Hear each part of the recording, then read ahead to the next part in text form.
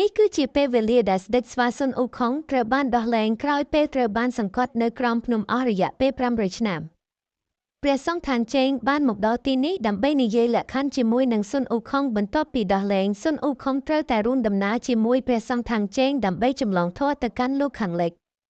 ចំពោះស៊ុនអ៊ូខុងមិនខ្វល់ពីលក្ខខណ្ឌអ្វីទាំងអស់រឿងដែលសំខាន់គឺត្រូវដោះលែងគេឲ្យមានសេរីភាពឲ្យបានលឿនបំផុត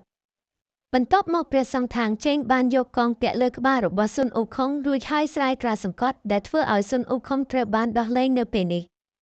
ក្រោយពេលស៊ុនអ៊ូខុងមានសេរីភាពឡើងវិញម្ដងទៀតគេពិតជារីករាយយ៉ាងខ្លាំងថែមទាំងបានកំទេចភ្នំដែលបានសង្កត់គេដើម្បីបញ្ចេញកំហឹងមិននឹកស្មានថាស៊ុនអ៊ូខុងមិនបានគោរពលក្ខខណ្ឌមុននេះទេមិនត្រឹមតែមិនរួមដំណើរជាមួយស៊ុនអ៊ូខុងថែមទាំងបញ្ចេញសកម្មភាពមិនសមរម្យទៅកាន់ព្រះសង្ឃថាងជេងទៀតបន្ទាប់ពីបានឃើញបែបហ្នឹងព្រះសង្ឃថាងជេងបានសូត្របាលីធ្វើឲ្យកងដែលពាក់នៅលើក្បាលរបស់ស៊ុនអ៊ូខុងរឹតក្បាលរបស់គេធ្វើឲ្យស៊ុនអ៊ូខុងឈឺចាប់យ៉ាងខ្លាំងស្ទើរតែមិនអាចទ្រាំបានស្របពេលនឹងព្រះម៉ែផ្កាឈូកក៏បានមកដល់ហើយបានផ្ដល់ដំបូន្មាននឹងណែនាំដល់ស៊ុនអ៊ូខុងពេលនេះស៊ុនអ៊ូខុង